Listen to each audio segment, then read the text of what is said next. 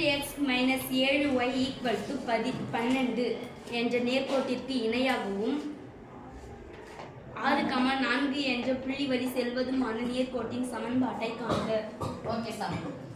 ஒரு நேர்கோடு கொடுத்திருக்காங்க, ஒரு புள்ளி கொடுத்திருக்காங்க. ஒரு நேர்கோடு இந்த புள்ளி வழியா அந்த நேர்கோட்டுக்கு இணையா இருக்கணும். இந்த புள்ளி வழி போகக்கூடிய இன்னொரு சமன்பாட்டை கேட்கறாங்க. இதுக்கு ஈக்குவலா இருக்கணும். பிளஸ் இந்த புள்ளி வழி போகக்கூடிய இன்னொரு சமன்பாட்டு நேர்கோட்டு சமன்பாட்டை கேட்கறாங்க. ஒண்ணு இல்ல, இது மாதிரி இணையானதும் அல்லது செங்குத்தானதுமான இந்த புள்ளி வழி செல்லக்கூடியதுமான நேர்கோட்டின் சமன்பாடுன்னு எடுத்துக்கிட்டா ஃபர்ஸ்ட் கொடுக்கப்பட்ட சமன்பாடு இங்க என்ன இருக்குதோ அது பாருங்க சாமி. ஃபர்ஸ்ட் என்ன சமன்பாடு இருக்கு? this implies போட்டுக்கலாமா? this implies 3x ன்னு மாத்தணும். ஈக்குவல் பண்ண சொல்றீங்களா திருப்பியும்? பிளஸ் 12 தான பக்கம் வந்துச்சுனா அப்போ இதுக்கு இணையான நேர்கோட்டின் சமன்பாடு பிளஸ் எந்த புள்ளி வழி போகுது? இந்த புள்ளி வழி போகுது. அப்ப இணையான நேர்கோட்டின் சமன்பாடு என்ன அப்படின்னா இதேதான் இருக்கும். ஆனா இதுக்கு பதிலா நான் என்ன போட போறேன்னா பிளஸ் k ன்னு போட போறேன். நான் போட போறேன் சாமி பிளஸ் k.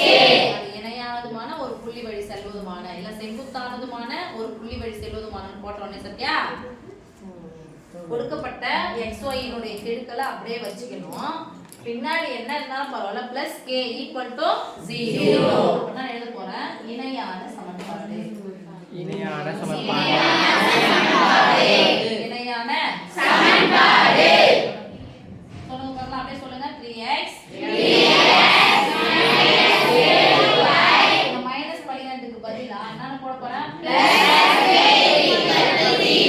அப்ப இந்த புள்ளி வழி போதா என்ன பேரு x y நான் பேர் சாமி xy.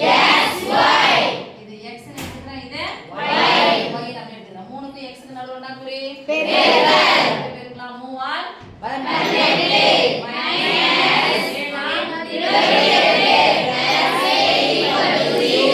திருகல் மாறி என்ன பண்ணனும்? கழிக்கணும். 28ல இருந்து 18 போயிடுச்சா மீதி 10. என்ன 10? -10 சமக்குறிக்கு அந்த பக்கமா போனா equal to 0. -10 சமக்குறிக்கு அந்த பக்கத்துக்கு எதனுடைய மதிப்பு தேவை? -10 +10 மாறும். therefore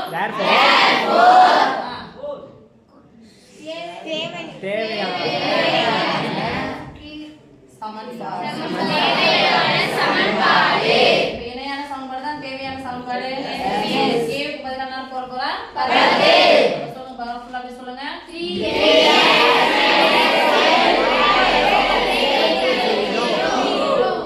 10 = 0. ஓகே சாமி? Yes.